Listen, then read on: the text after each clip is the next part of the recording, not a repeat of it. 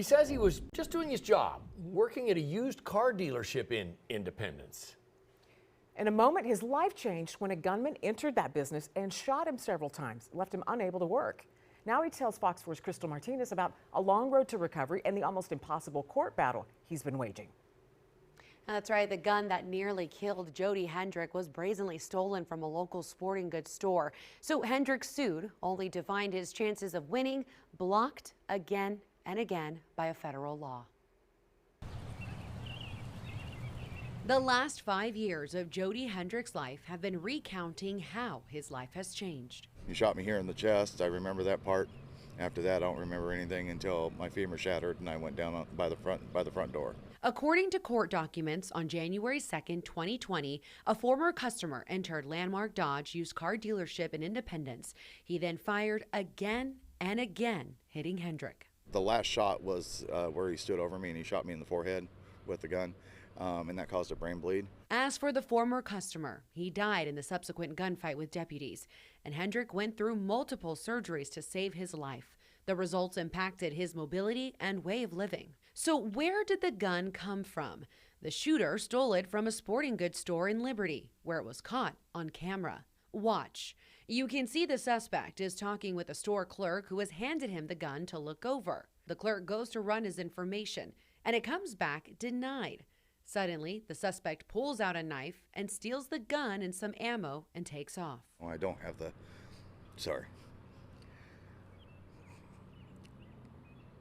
I don't have the temperament for any of it anymore. I just can't do it. Those types of things are the ones that they need to pay for.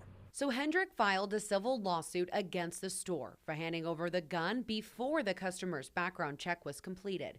He also claims the gun didn't have a trigger lock and that the ammo for it was easily accessible. But his case was dismissed in the lower court and then upheld in favor of the store again and again until reaching the Missouri Supreme Court, which declined to hear it. Hendrick claims, unfortunately, around that time, Supreme Court had already stated that they weren't going to hear any gun cases for the year. The problem, according to Hendrick, they're hiding behind the law, and that leaves me, who's permanently disabled for the rest of my life, out in the cold. He's referring to the Protection of Lawful Commerce in Arms Act, also known as PLACA. Timothy Litton, a law professor at Georgia State University, says the act was a statement by Congress. PLACA essentially says that no person can bring a lawsuit for civil liability against a firearms manufacturer or seller for any injury that results from criminal misuse of the weapon. Congress passed the act in 2005 after several lawsuits were filed against firearms sellers and manufacturers,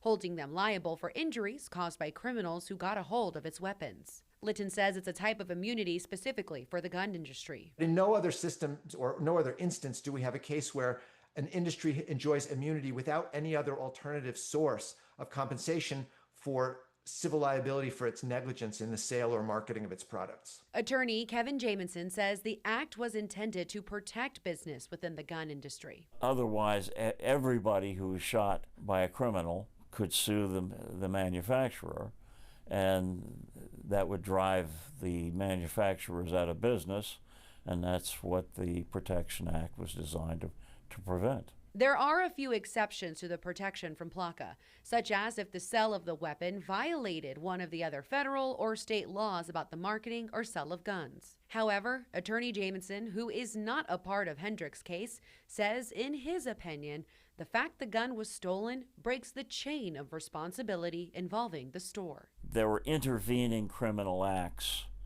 that preceded the gentleman's injuries. It's a terrible thing, but there are terrible people in the world. To this day, Hendrick says his court battle was less about justice and more about accountability. We need to start looking at the process of how these weapons are stored at these facilities and how they're handled.